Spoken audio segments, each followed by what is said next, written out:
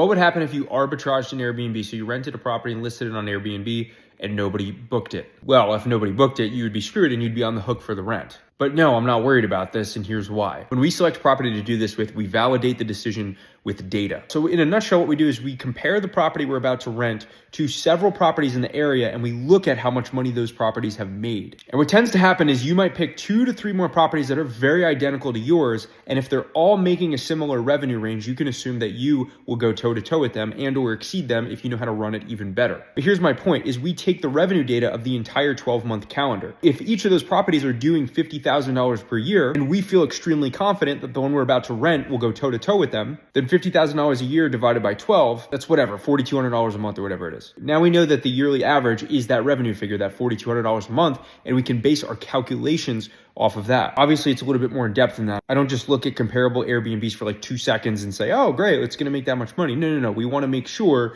that we feel very confident in that comparison. But this is what's called a comp analysis, a comparable analysis. And this is the same technique that's used in almost everything. Real estate investing, marketing and business decisions. All we're doing is looking at what's already working. We're using the data from what's already working, and we can make an assumption based on those data points. Very, very simple. If you want, comment the word toolkit and I'll send you the actual analysis tool I use to do this comp assessment and calculate every single one of my Airbnbs so I know that they're profitable.